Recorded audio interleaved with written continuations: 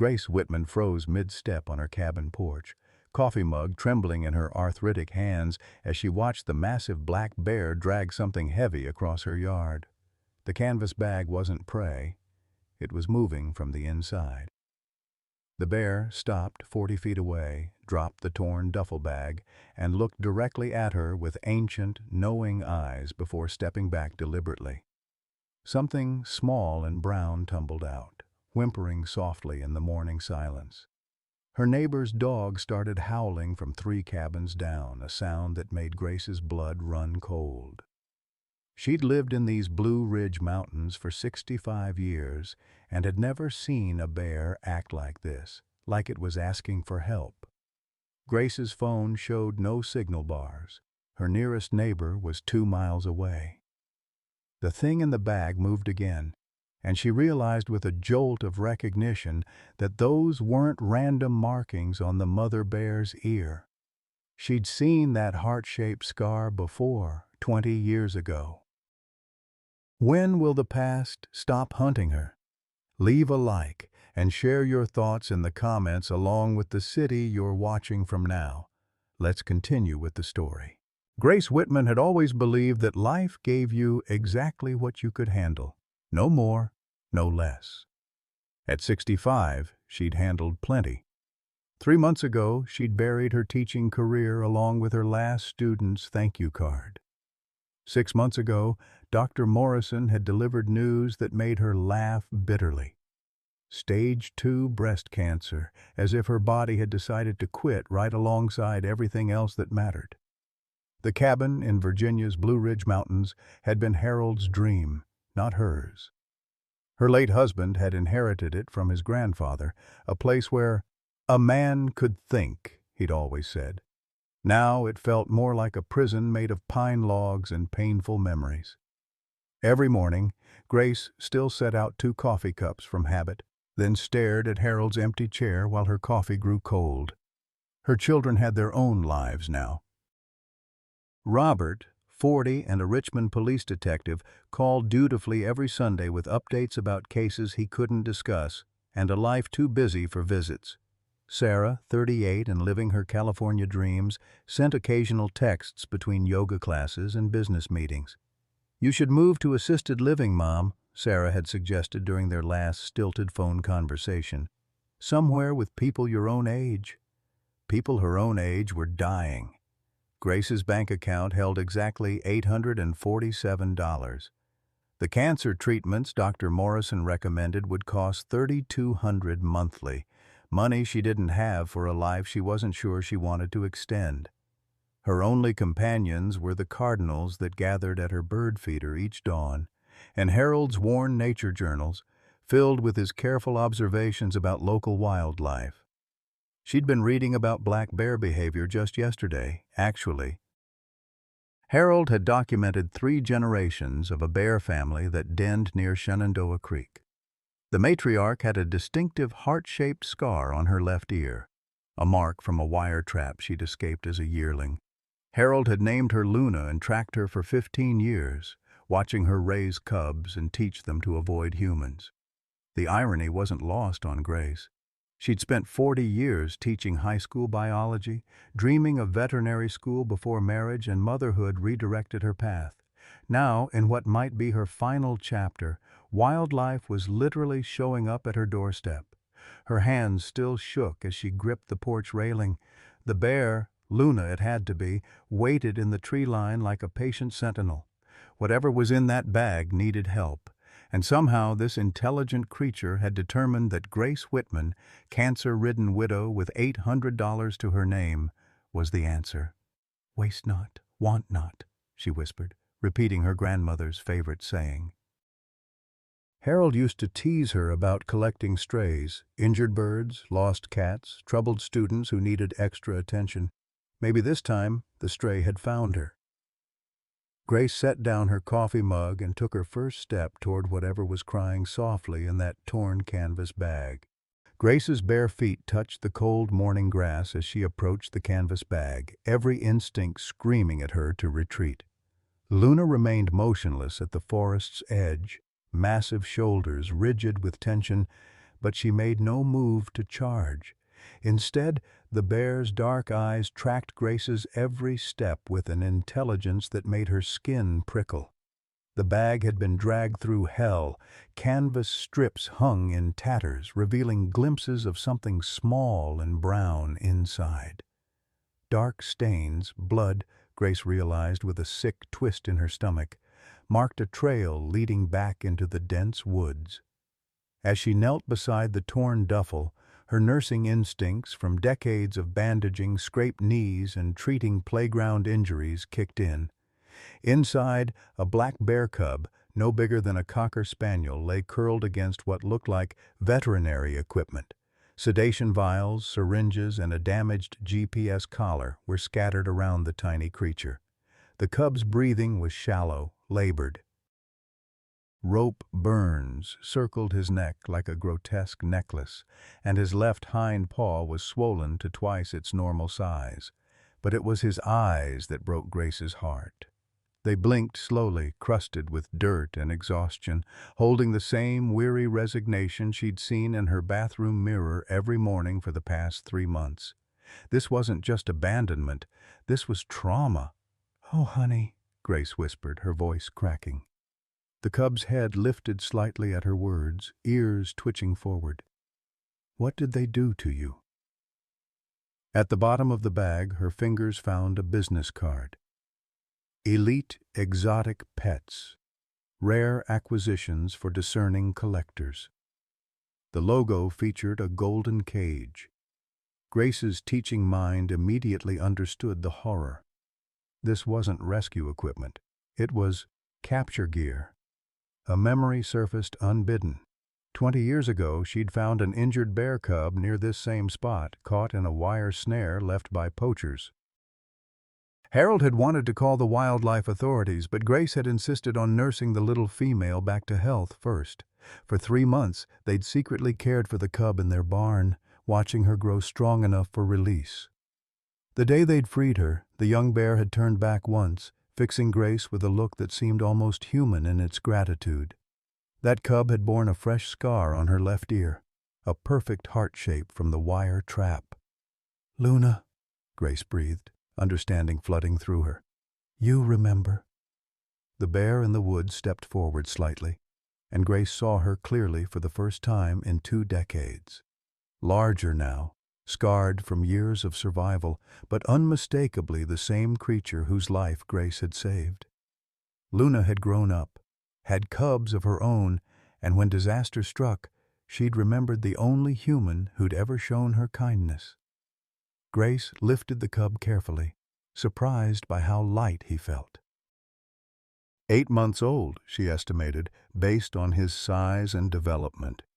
Young enough to have been with his mother, old enough to survive if he received proper care.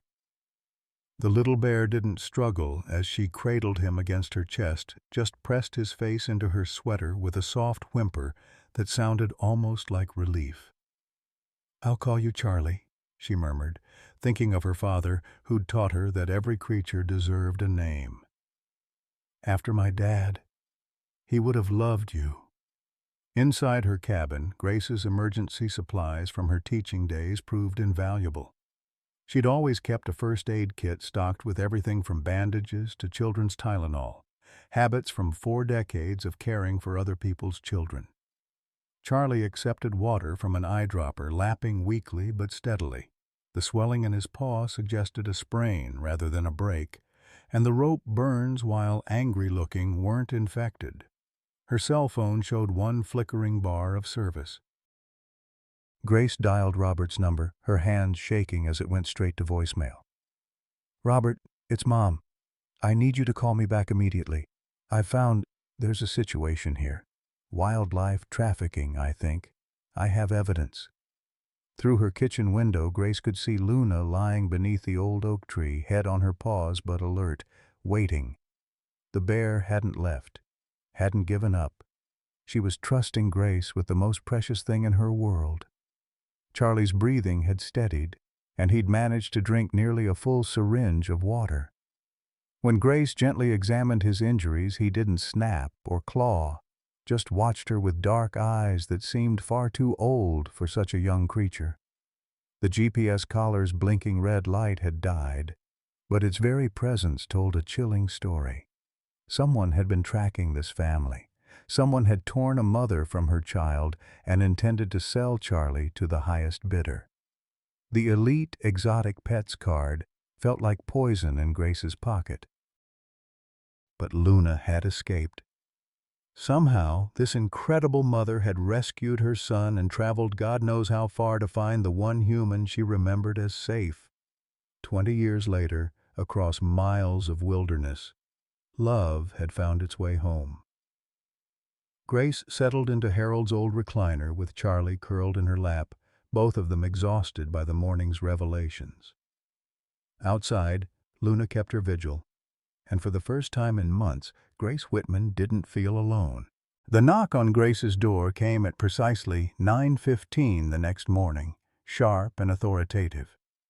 Charlie, who had spent the night curled in a nest of blankets beside Grace's bed, immediately pressed himself against her legs, trembling.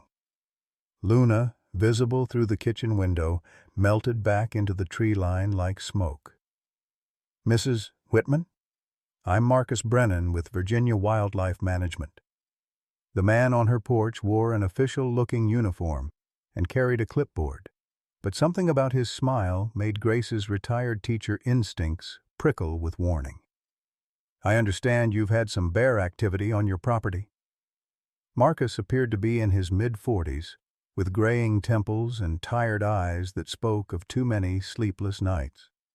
A jagged scar ran from his left ear to his jaw, old but still angry-looking. When he shifted his weight, Grace noticed he favored his right leg slightly. "I haven't reported any bear activity," Grace said carefully, keeping the door only partially open. "No, ma'am, but your neighbors have expressed concerns. Bears have been acting unusually in this area. We've had reports of missing pets, damaged property." Marcus consulted his clipboard with practiced efficiency. "I'm here to assess the situation and ensure everyone's safety." Grace's mind raced. She hadn't seen any neighbors, and the nearest cabin was miles away. "Which neighbors?" "The Hendersons, about 3 miles south. They mentioned seeing a large female with cubs near your property line." Marcus stepped closer, and Grace caught a whiff of something chemical, not unpleasant but clinical, like a veterinary office. "May I come in? I'd like to discuss relocation options that would be safe for both you and the bears." Every instinct Grace had developed in 40 years of dealing with troubled teenagers told her something was wrong. Marcus knew too much, spoke too smoothly, and his eyes kept scanning her property as if looking for something specific.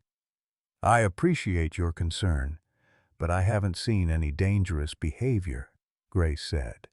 "The bears seem to be minding their own business." Marcus's smile faltered slightly. "Mrs. Whitman, I need to be direct with you.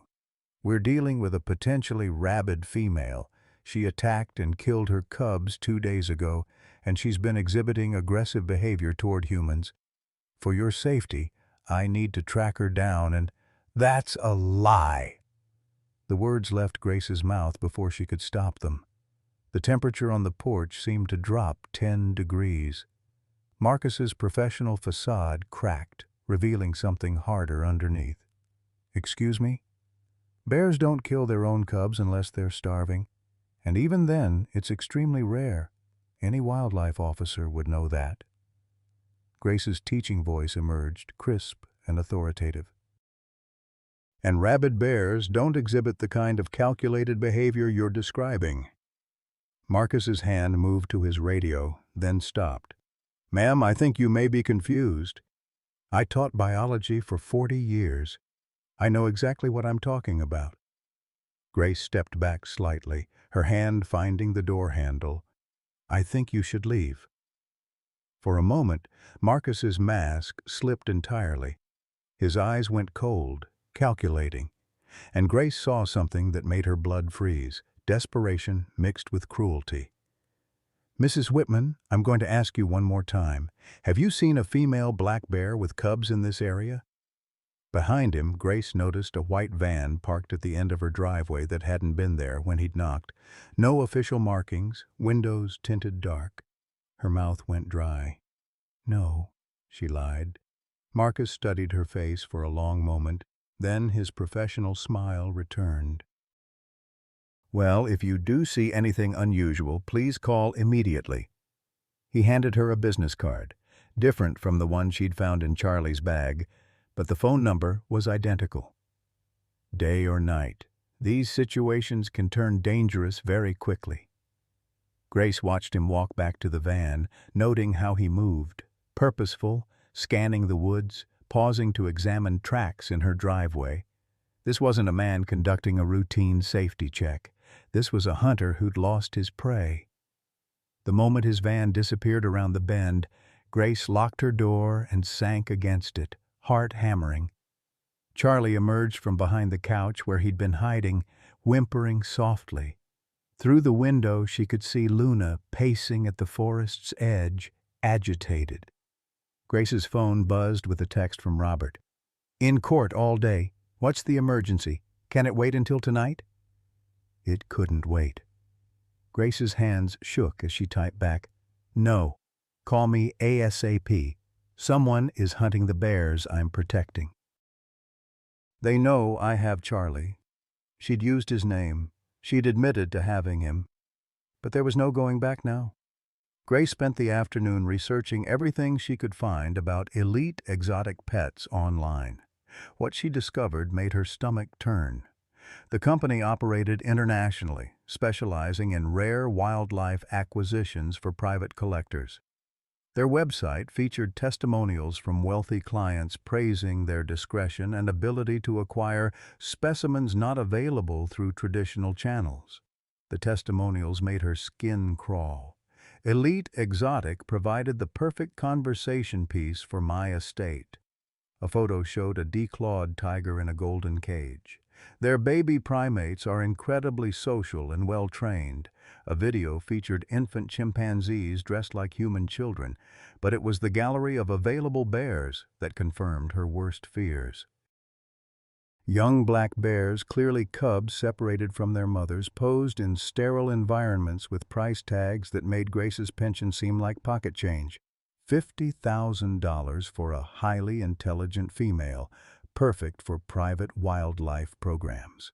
$75,000 for matched pair, excellent for breeding programs. Charlie wasn't just a kidnapping victim. He was inventory. Marcus Brennan's name appeared in the website's staff directory as Field Acquisition Specialist. But when Grace clicked on his profile, she found something that made her blood run cold. His biography mentioned 15 years of wildlife rehabilitation experience before joining Elite Exotic, and a personal understanding of dangerous wildlife encounters. The scar on his face suddenly made terrible sense. Grace looked down at Charlie, who had fallen asleep in her lap while she researched. His injuries were healing well, and he'd eaten everything she'd offered him. But more than that, he'd shown intelligence that amazed her, opening cabinet doors, responding to her voice, even seeming to understand when she spoke about Luna. This little creature wasn't just merchandise to be sold. He was someone's child, torn from his family and marked for a life in captivity. Luna had risked everything to save him, and now Grace was the only thing standing between Charlie and a golden cage. Her phone rang, finally showing Robert's number. "Mom, what's going on? Your message scared the hell out of me." Grace took a deep breath, looked down at the sleeping cub in her arms, and made a decision that would change everything. "Son, I need to tell you about the most important case of your career." Robert Whitman had inherited his father's methodical nature and his mother's stubborn streak, traits that had served him well during 15 years with the Richmond Police Department. But nothing in his experience had prepared him for his mother's phone call about wildlife trafficking and a bear cub named Charlie. "Mom, you need to slow down," Robert said. pulling into a gas station parking lot 40 minutes outside Richmond. Start from the beginning. You're telling me there's a bear in your house? Grace's voice crackled through his car speakers, steadier than he'd heard it since his father's funeral. Not just any bear, Robert. This is connected to something bigger. I found business cards, GPS equipment, sedation drugs. Someone is stealing bear cubs and selling them. Robert rubbed his temples, feeling a familiar headache building. His mother had always been dramatic, but this seemed beyond even her usual flair for turning molehills into mountains. Have you called local wildlife authorities? One of them came to my door this morning, Marcus Brennan. Robert, I'm telling you, something was wrong with that man. He lied about everything, said the mother bear was rabid, claimed she'd killed her cubs, but she's here, watching over her baby. She trusts me. The conviction in Grace's voice gave Robert pause. His mother might be prone to exaggeration, but she wasn't delusional. And after 40 years of teaching teenagers, her instincts about people were usually spot on. I'm sending you photos of everything I found, Grace continued. The business card, the equipment, even screenshots of their website. Robert, they're selling bear cubs for $50,000 or more. Robert's phone buzzed with incoming messages.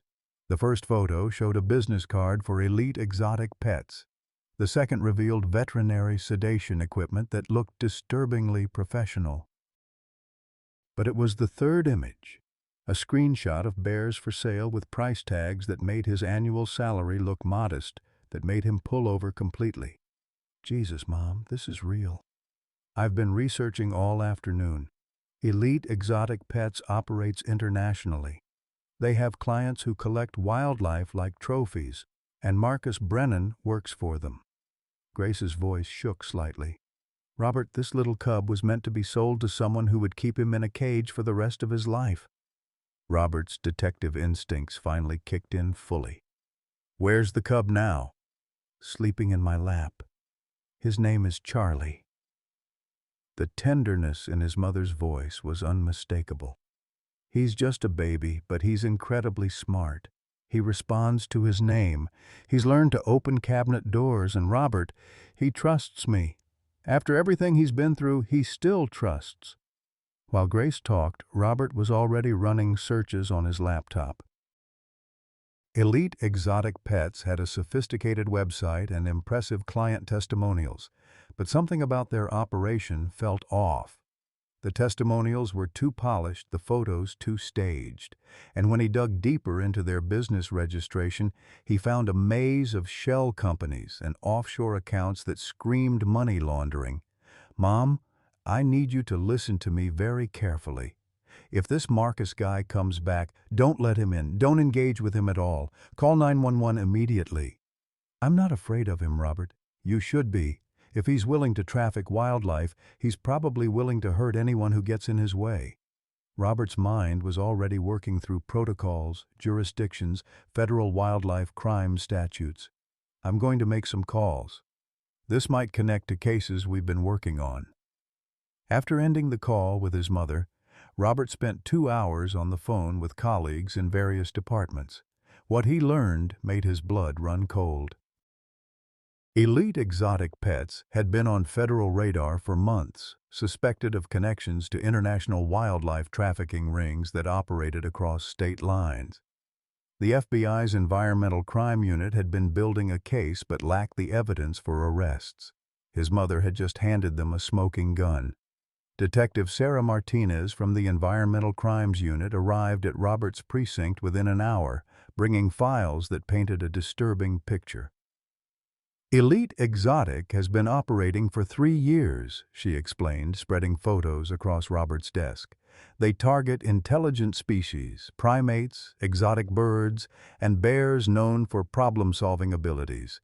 Their clients pay premium prices for animals that can perform tricks or interact socially. Robert studied surveillance photos of Marcus Brennan. The scar on the man's face was prominent in every image. What's his background? Former wildlife rehabilitator. Lost his license 2 years ago after animals started disappearing from his facility. We suspected theft but couldn't prove it. Sarah pulled up Brennan's file on her laptop. His daughter died of leukemia 5 years ago. Medical bills bankrupted him. Wife left and he turned to gambling to cope. That's probably when Elite Exotic recruited him. So he knows how to handle wildlife. He's desperate for money and he has nothing left to lose. Robert felt sick, thinking about his mother alone in her cabin with this man circling like a predator. There's more. We believe he's been tracking specific bear families using GPS collars disguised as research equipment. The mother bear your mom described, Luna, she's been on our radar because she exhibits unusual intelligence. Her cubs would be worth a fortune to the right collector. Robert's phone rang. Grace again, and this time she sounded terrified. Robert, he's back. Marcus is outside with 2 other men. They have tranquilizer guns. Mom, get Charlie and lock yourself in the bathroom. I'm calling for backup right now. They're not just here for Charlie anymore, Grace whispered. I heard them talking. They know I have evidence. They're planning to... The line went dead. Robert was in his car before Sarah could object, radio crackling with calls for immediate backup to his mother's address. But he knew backup was 45 minutes away at best, and his mother was alone with men who had already proven they'd steal babies from their mothers. The drive to the Blue Ridge Mountains passed in a blur of sirens and prayers. Robert called in favors, contacted every law enforcement agency with jurisdiction, even reached out to park rangers who might be in the area. But as his GPS counted down the miles to his mother's cabin, he knew he might be too late. Grace's phone went straight to voicemail. The landline rang endlessly with no answer. When Robert finally reached the turnoff to his mother's property, he forced himself to cut the sirens and approach carefully. 3 vehicles were parked in the driveway: Marcus's white van, a black SUV with tinted windows, and his mother's old Honda. But the cabin looked dark, no movement visible through the windows. Robert's radio crackled with an update from dispatch. All units, be advised the suspects are considered armed and extremely dangerous. Do not approach without backup. But Robert couldn't wait. His mother was inside that cabin, along with a bear cub whose only crime was being born intelligent enough to be valuable. Every instinct told him that minutes might make the difference between rescue and tragedy. He parked a quarter-mile away and approached on foot, service weapon drawn but hoping he wouldn't need it. The woods around his mother's cabin were eerily quiet. No bird songs, no rustling leaves. Even the forest seemed to sense that something was wrong. Through the kitchen window, Robert could see Marcus Brennan standing over his mother, who sat rigidly in Harold's old recliner with Charlie clutched protectively against her chest. 2 other men searched through her belongings, clearly looking for evidence. Marcus was talking, gesturing with what looked like a tranquilizer gun, but Robert couldn't make out the words. What he could see was his mother's face, pale but defiant, chin raised in the stubborn expression he'd known since childhood. Grace Whitman was scared. But she wasn't broken, and she wasn't giving up Charlie without a fight. A shadow moved at the edge of the clearing, and Robert's breath caught. Luna emerged from the tree line, massive and magnificent, moving with the deadly grace of a predator whose child was threatened. The bear had been waiting, watching, preparing for the moment when she could act. Robert realized with crystalline clarity that he was about to witness something unprecedented, a coordinated rescue operation between human and wildlife, united by the simple desire to protect an innocent child. His radio crackled again. "Detective Whitman, backup is 15 minutes out. Do not engage."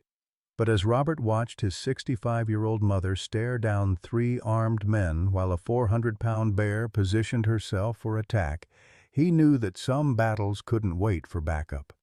Some battles were fought by mothers protecting their children, regardless of species.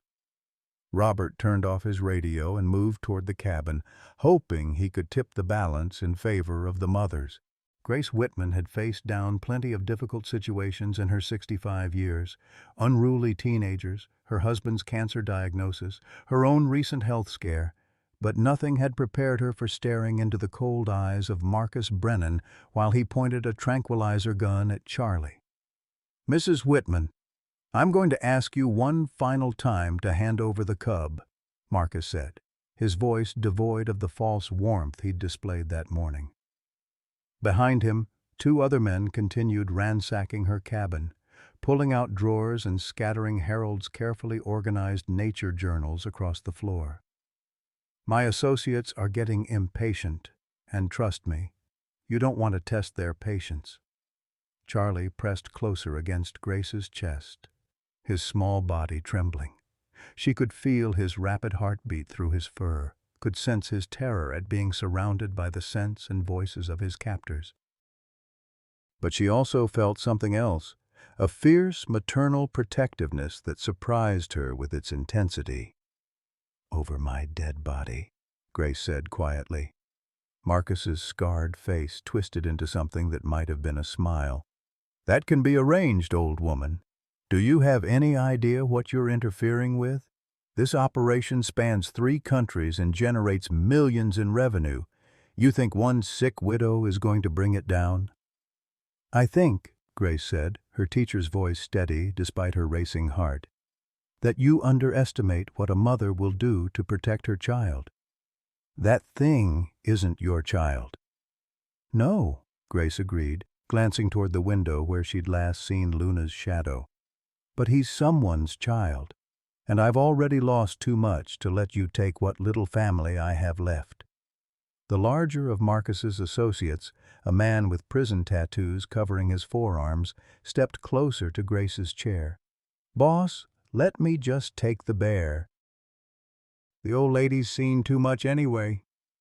Marcus held up a hand, stopping him. "Mrs. Whitman, you seem like a reasonable person.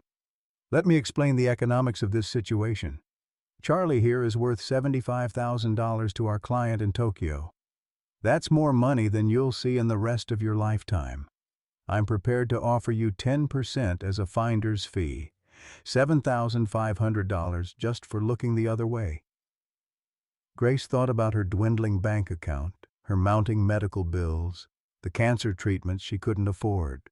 $7,000 would buy her months of medication, maybe enough time to see another Christmas. It was a fortune to someone in her position. "What happens to Charlie in Tokyo?" Marcus shrugged. "He lives in luxury, climate-controlled habitat, gourmet food, the finest veterinary care money can buy." "Better than he'd have in the wild. In a cage. In safety."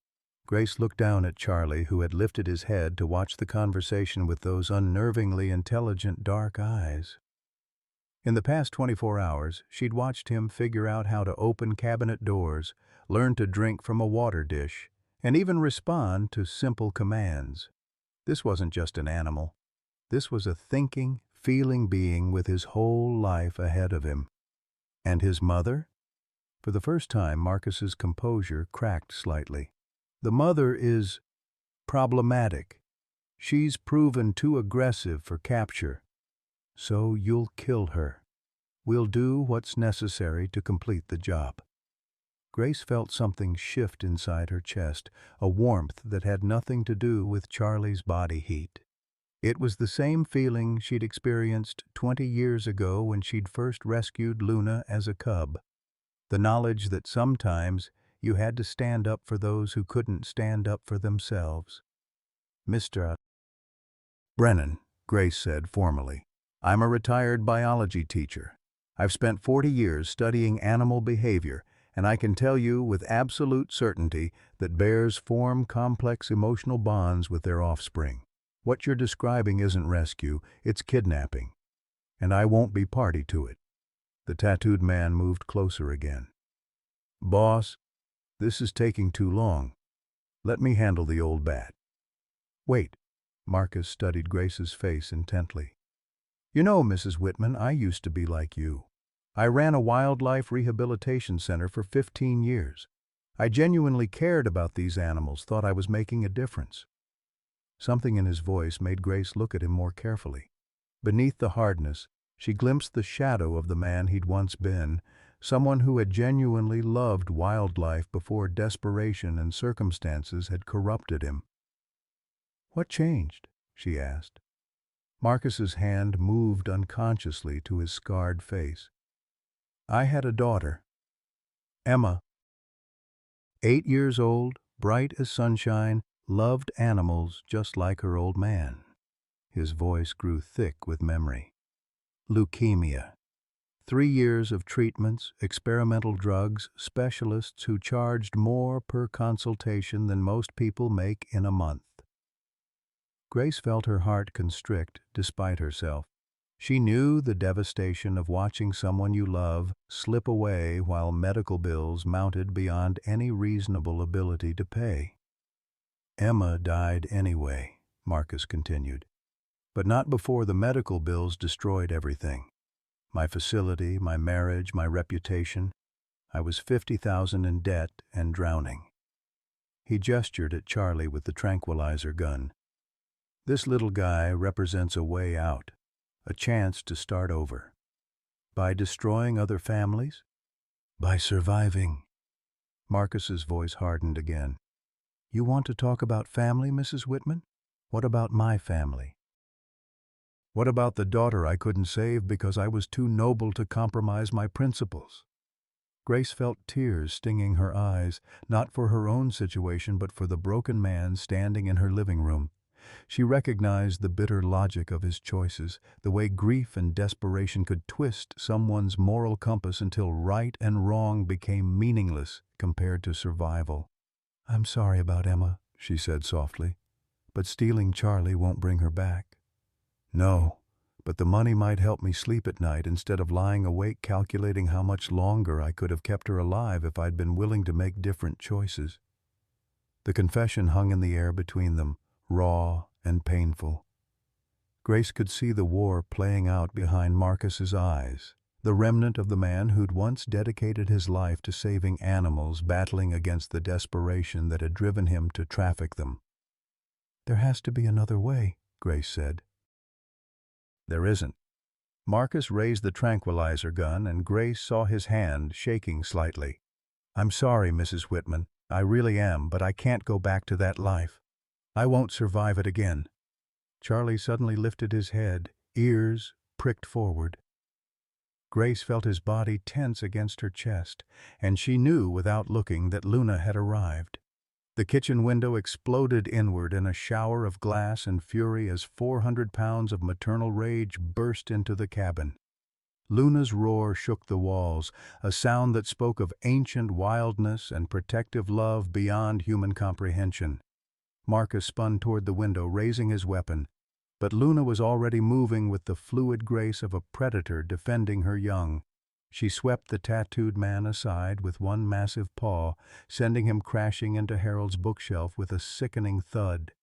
"Shoot her!" Marcus shouted to his remaining associate, but the man was already backing toward the door, face pale with terror. Grace clutched Charlie tighter as chaos erupted around them. Luna positioned herself between the humans and her cub, hackles raised, every muscle coiled for attack. But her dark eyes found Grace's for one electric moment, and Grace saw something that made her breath catch. Trust. Even in this moment of violence and terror, Luna trusted Grace to protect Charlie. Marcus steadied his aim at Luna's chest, finger tightening on the trigger. Grace knew that at this range even a tranquilizer dart could be fatal to a stressed, fighting animal. "Stop!" Grace stood up, still holding Charlie, placing herself between Marcus and Luna. "You want the cub? You'll have to go through his family first." For a heartbeat, the cabin fell silent except for the sound of labored breathing and Luna's low, threatening growl. Then Marcus's face twisted with something that might have been admiration or might have been despair. "You stupid, brave woman," he whispered. "Don't you understand? This ends with all of us dead or all of us rich. There's no middle ground. Outside, Grace heard the distant sound of sirens growing closer. Robert had called for backup after all. Marcus heard them too.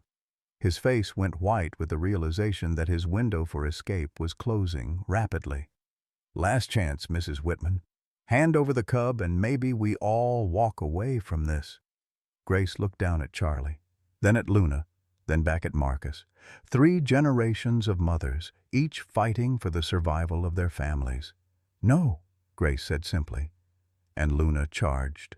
The tranquilizer dart hit Luna mid-charge, but 400 pounds of maternal fury doesn't stop on a dime.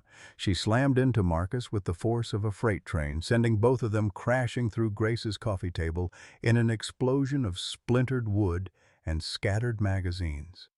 Grace stumbled backward, clutching Charlie, as Luna's massive body pinned Marcus to the floor. The bear's movements were already becoming sluggish from the sedative, but her jaws remained inches from Marcus's throat, a low growl rumbling from deep in her chest. "Luna, no!" Grace cried out, though she wasn't sure if she was trying to save Marcus or prevent Luna from becoming a killer. "He's not worth it." Marcus lay perfectly still beneath the enormous bear, his scarred face pale with terror. The tranquilizer gun had skittered across the floor, far out of reach. His remaining associate had fled entirely, leaving only the unconscious form of the tattooed man who lay crumpled against the overturned bookshelf. The cabin door burst open, and Robert charged in with his weapon drawn, taking in the scene with practiced cop eyes. Behind him, Grace could hear more sirens approaching, backup finally arriving after what felt like hours but had probably been only minutes. "Mom, are you hurt?" Robert's voice was steady, professional, but Grace could hear the underlying panic. "I'm okay," Grace managed, though her hands were shaking so hard she could barely hold Charlie. "But Luna, she's been drugged. The dart." Luna's legs gave out and she collapsed on top of Marcus with a sound like a falling tree. The bear's breathing was becoming shallow, labored. Grace had seen enough nature documentaries to know that tranquilizer drugs were dangerous, their effects unpredictable. Too much could stop Luna's heart entirely. Marcus gasped for air as Luna's weight pressed down on him. "Get her off!" Robert moved cautiously toward the unconscious bear, but Grace stepped forward first. "Luna, it's okay, sweetheart. Charlie's safe. You did it. You saved him." Somehow Luna's dark eyes found Grace's face. Even through the fog of the sedative, there was recognition there, and something that looked almost like gratitude. With tremendous effort, the bear lifted her massive head and looked at Charlie in Grace's arms.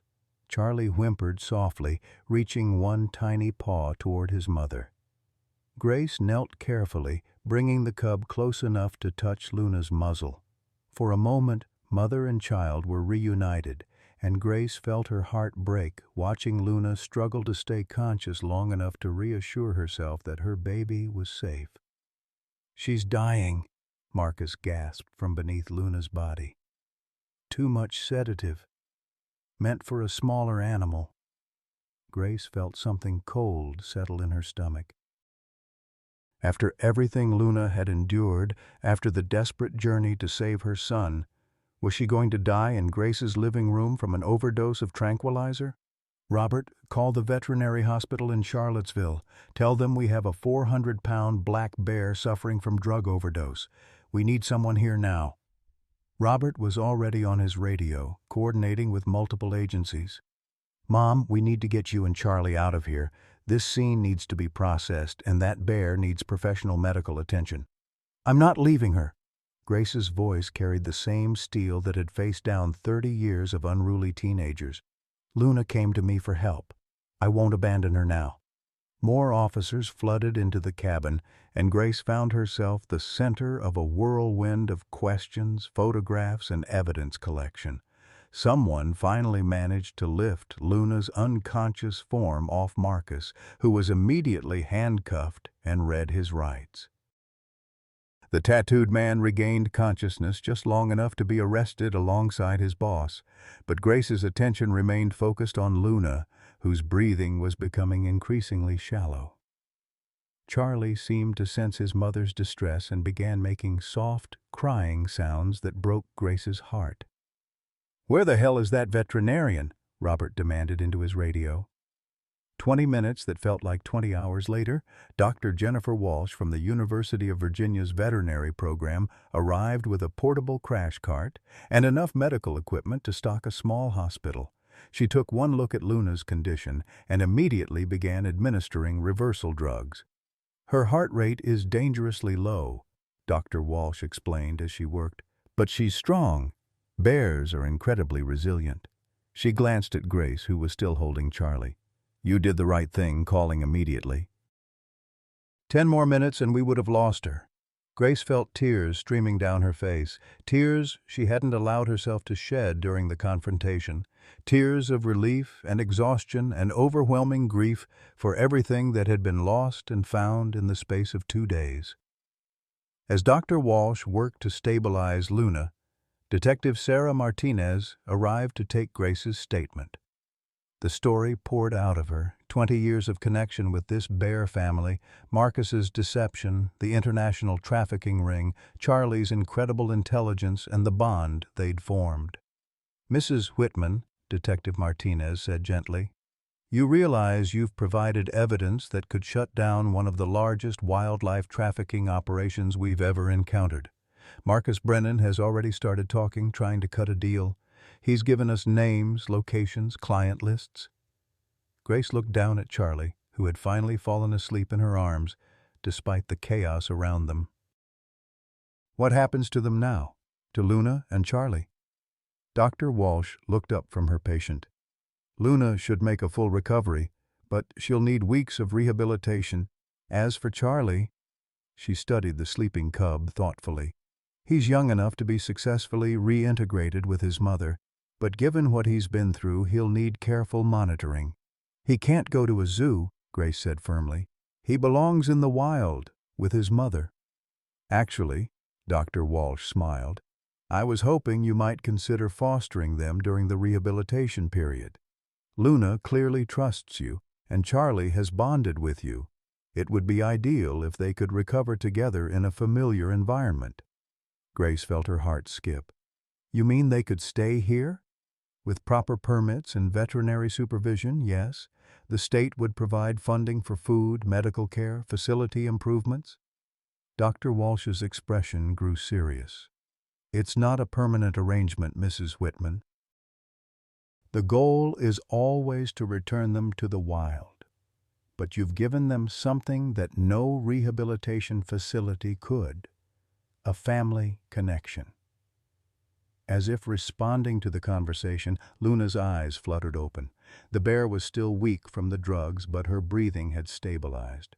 When she saw Grace holding Charlie, she made a soft chuffing sound that somehow conveyed both exhaustion and contentment.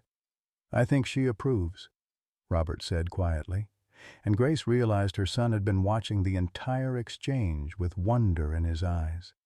Grace looked around her destroyed living room. Broken furniture, scattered papers, shattered windows.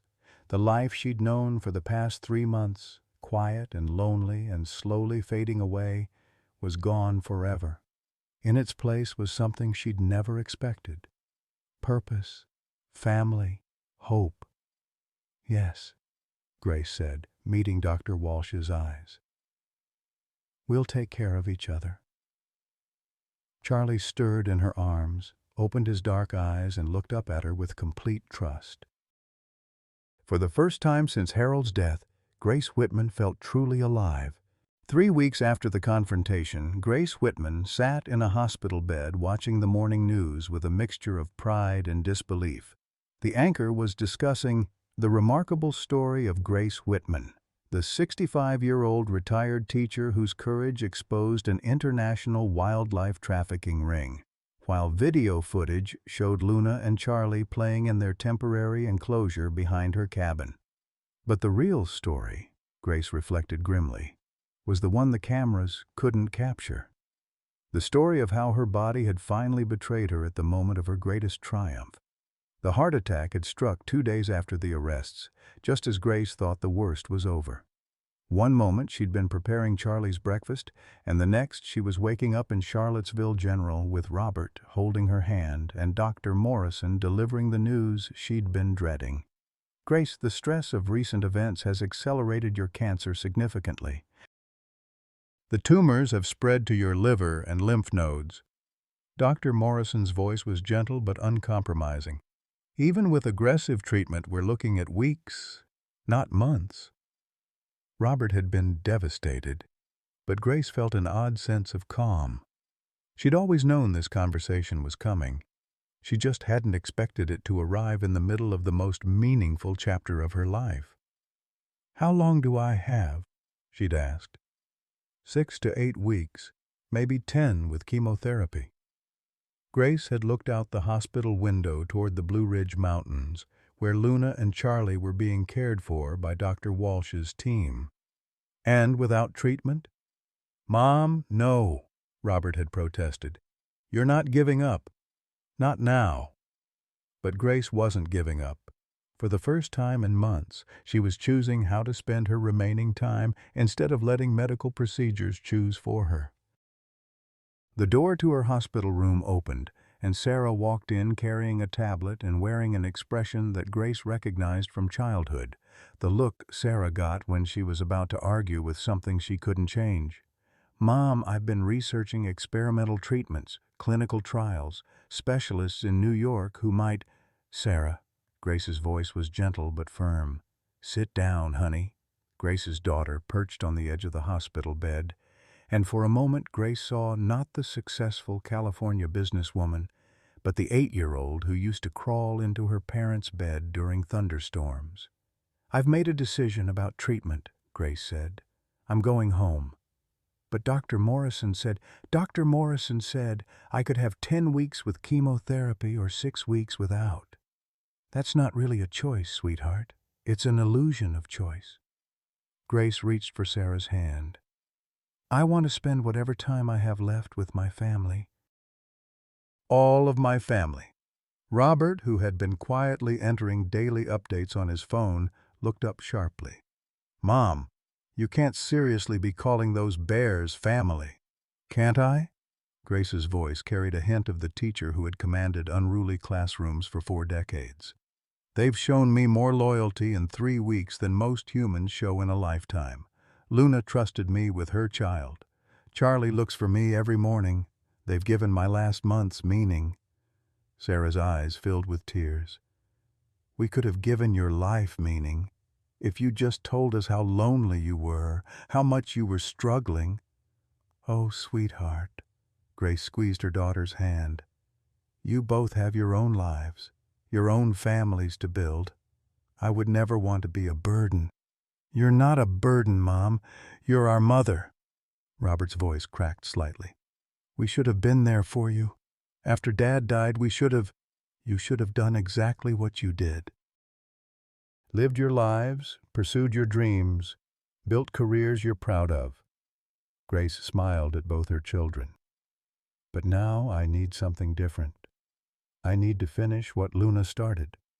The conversation was interrupted by a knock on the door. Dr. Walsh entered, followed by a man Grace didn't recognize, elderly, distinguished, wearing an expensive suit that marked him as someone important. "Mrs. Whitman, I'd like you to meet Dr. James Harrison from the Wildlife Conservation Trust," Dr. Walsh said. "He has a proposition for you." Dr. Harrison stepped forward with the confident air of someone accustomed to getting what he wanted. "Mrs. Whitman, your story has captured international attention. The Wildlife Conservation Trust would like to offer you a position as our spokeswoman for anti-trafficking efforts." Grace studied the man's face, noting the calculation behind his smile. "What would that involve? Interviews, speaking engagements, fundraising events?" "Your story could raise millions for wildlife protection programs." Dr. Harrison's enthusiasm seemed genuine. "We could arrange for the best medical care, extend your treatment timeline, give you a platform to make a real difference." "And Luna and Charlie?" "Would become the centerpieces of our education program. They'd live in our facility in Colorado, serve as ambassadors for their species." Grace felt something cold settle in her chest. In captivity, in safety, with the finest care available. The room fell silent. Grace could feel everyone watching her, waiting for her decision. Sarah and Robert clearly wanted her to accept anything that might extend her life, give them more time together. Dr. Walsh looked conflicted, understanding both the medical benefits and the ethical complications. But Grace was thinking about Charlie's intelligence, the way he'd learned to open cabinet doors and respond to his name. She was remembering Luna's journey across 200 miles of wilderness to find the one human she trusted. These weren't specimens to be displayed. They were individuals with their own needs, their own right to freedom. "Mr. Harrison," Grace said finally, "I appreciate the offer.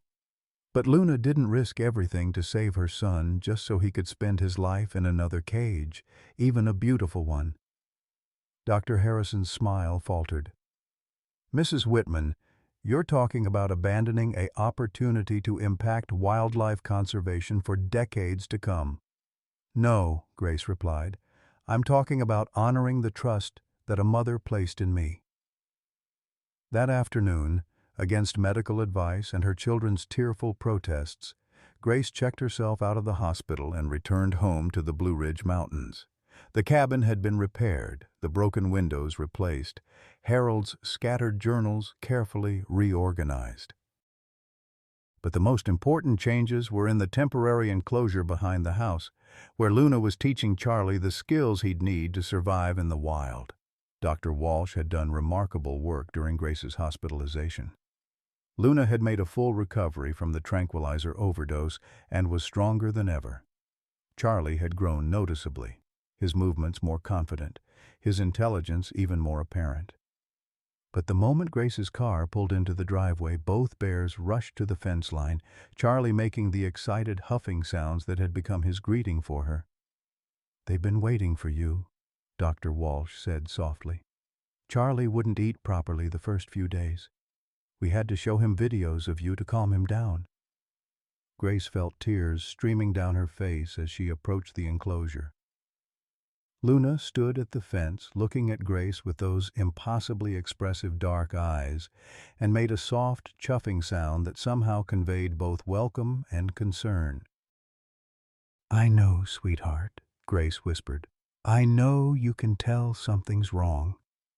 Charlie pressed against the fence, reaching through the wire mesh to touch Grace's hand with his paw. The gesture was so human, so filled with love and worry, that Grace had to sit down on the stump Dr. Walsh's team had placed nearby for observation purposes. That evening, as Grace sat on her porch watching Luna teach Charlie to fish in the stream that ran behind her property, Robert and Sarah flanked her in Harold's old chairs. "Mom," Sarah said quietly, "I've taken a leave of absence. I'm staying here until I die." Grace completed the sentence, matter-of-factly. "You don't have to do that, honey." "Yes, I do. Not because you're dying, but because you're living. Really living, maybe for the first time since Dad died." Sarah's voice was thick with emotion. "I want to understand what you found here." Robert nodded. "I've requested assignment to the federal task force investigating elite exotic pets. Turns out Marcus Brennan's information has led to arrests in 7 states and 3 countries. Your bears started something big, Mom." Grace watched Charlie successfully catch his first small trout, saw Luna's obvious pride in her son's accomplishment. "They're not my bears," she said softly. "They're their own bears. I'm just the human they chose to trust." As the sun set behind the mountains, painting the sky in shades of orange and gold that Harold had always loved, Grace made a decision that would define her final weeks. She was going to make sure that trust was honored, no matter what it cost her. Even if it meant facing the hardest goodbye of her life. 6 weeks later, Grace Whitman sat in her wheelchair on the cabin porch, wrapped in Harold's old fishing sweater, watching the most beautiful and heartbreaking sight of her life. Charlie, now strong and confident at 10 months old, was learning to be wild again. The transformation had been gradual but undeniable. Under Luna's patient guidance, Charlie had mastered foraging, fishing, and the complex social behaviors he'd need to survive on his own.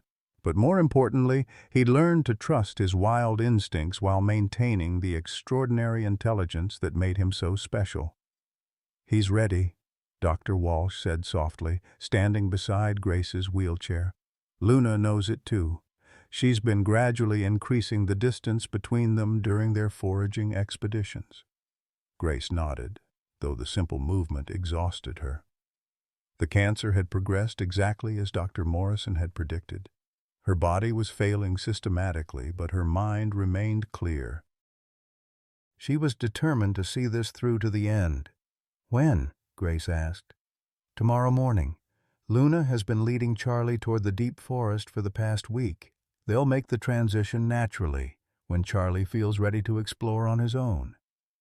Sarah emerged from the cabin carrying a mug of tea, her face drawn with the strain of watching her mother's daily decline. Over the past month and a half, she'd learned to measure Grace's remaining strength in small victories, sitting up for an hour, eating half a piece of toast, staying awake for a full conversation. "Mom, you should rest," Sarah said, settling the tea on the small table beside Grace's chair. "Dr. Walsh can handle the release without you." "No." Grace's voice was weak but determined. "I need to be here. Luna brought Charlie to me for a reason. I have to see it through." The truth that none of them wanted to acknowledge hung in the mountain air like morning mist. Grace was dying, and everyone knew that Charlie's release would likely be the last meaningful act of her life. She'd held on far longer than anyone had expected, driven by a purpose that seemed to transcend medical predictions. Robert appeared around the corner of the cabin, ending a phone call with the satisfied expression he wore when a case was going well. That was Detective Martinez. Marcus Brennan's testimony led to the final arrests in the elite exotic network. 17 people in custody across 4 countries, over 200 animals recovered and returned to the wild. Grace smiled, the expression taking enormous effort. "Luna would be proud." "Mom, there's something else." Robert pulled up a chair beside her wheelchair. "The Federal Wildlife Protection Act that passed last week. They're calling it the Luna and Charlie Act. Your story changed legislation that will protect wildlife for generations." Grace felt tears gathering in her eyes. Harold had always said that the best teachers were the ones who inspired others to keep learning long after the lesson was over. Perhaps her final lesson, about courage, family, and the connections that transcend species, would live on in ways she'd never imagined. A soft, huffing sound from the enclosure drew their attention. Charlie was standing at the fence, not with his usual enthusiasm for interaction, but with something that looked almost like understanding. He'd grown so much, now nearly 60 pounds, his coat thick and glossy, his movements confident and graceful. But it was his eyes that broke Grace's heart. Those dark, intelligent eyes held an awareness that seemed far beyond his months. Charlie understood that something was changing, that the human who had become his second mother was preparing to say goodbye. Grace motioned to Sarah, who understood immediately and helped her mother rise shakily from the wheelchair. Walking the 20 feet to the enclosure took all of Grace's remaining strength, but she needed to be close enough to touch them one last time. Luna approached the fence slowly, her massive head lowered in what Grace had learned was the bear's way of showing respect and affection. When Grace reached through the wire mesh to touch Luna's muzzle, the bear remained perfectly still, allowing the contact. "Thank you," Grace whispered to Luna, "for trusting me, for giving my life meaning when I thought it was over." Charlie pressed against the fence beside his mother, reaching his paw through the wire to rest it gently on Grace's hand. The gesture was so human, so filled with love and understanding, that Grace couldn't hold back her tears. "You're going to be magnificent," she told Charlie. smart and strong and free. Your children will grow up wild because of what your mother sacrificed for you. Doctor. Walsh approached carefully, understanding that she was witnessing something sacred. Grace, there's something you should know. The genetic testing we did on Charlie revealed something extraordinary. His intelligence level is off the charts for his species. He's demonstrating problem-solving abilities we've never seen in wild bears. Grace looked at Charlie with wonder. He's special. More than special. He's evolutionary. Bears like Charlie could change our understanding of animal intelligence entirely, but only if he remains free to pass on his genes to future generations. As the afternoon faded into evening, Grace allowed herself to imagine Charlie's future. She saw him as a fully grown bear, teaching his own cubs the lessons Luna had taught him. She envisioned researchers studying his offspring, advancing human understanding of animal cognition. Most importantly, she pictured him living the life Luna had risked everything to give him, wild, free, and magnificent. That night, Grace's condition took a sudden turn for the worse. Dr. Morrison, who had been making daily house calls despite Grace's refusal of treatment, was frank about her assessment. "It's a matter of hours now, not days," he told Robert and Sarah quietly in the kitchen. "Her body is shutting down."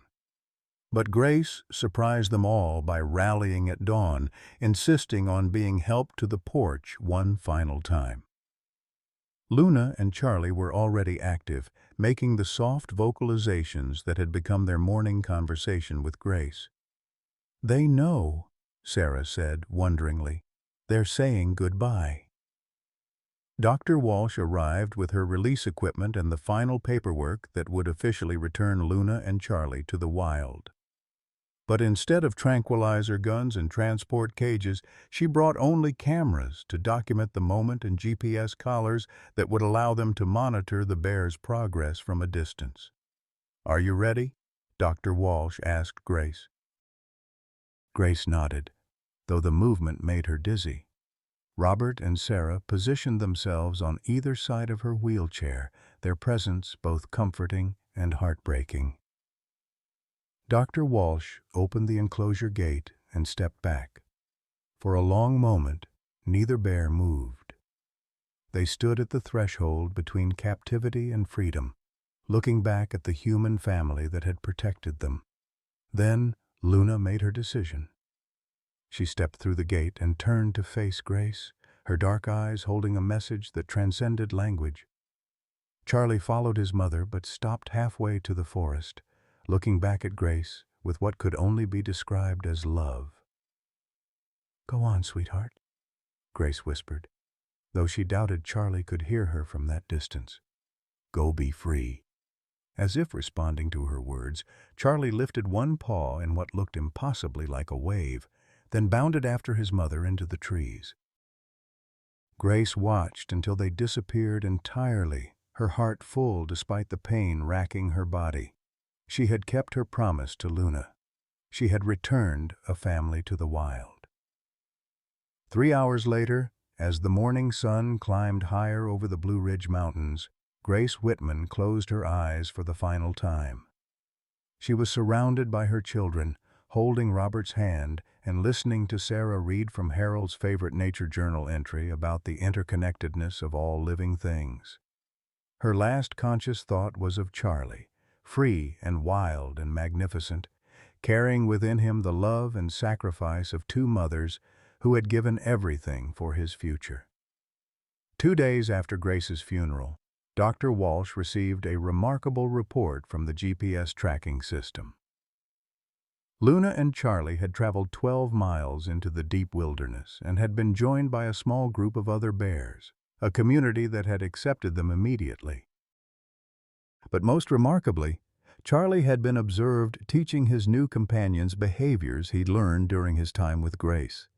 He was showing them how to open simple latches, how to solve basic puzzles, how to interact safely with the human world when necessary.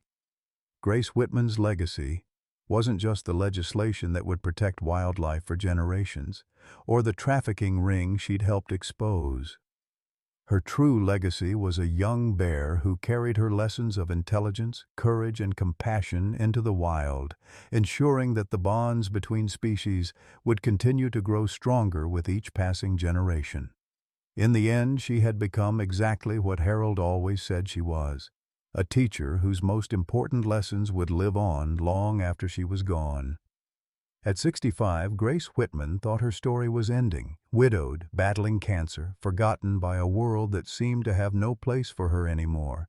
Sound familiar?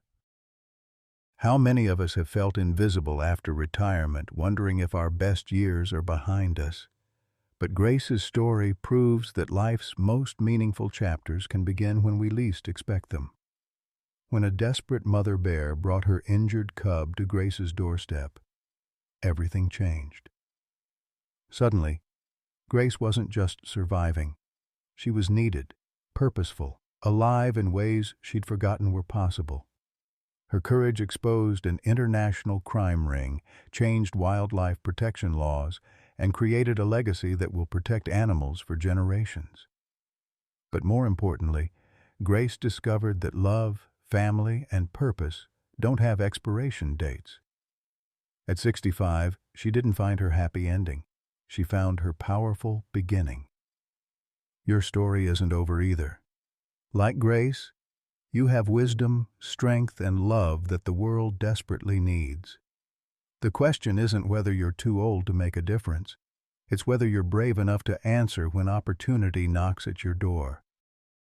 What unexpected opportunity has life recently presented to you?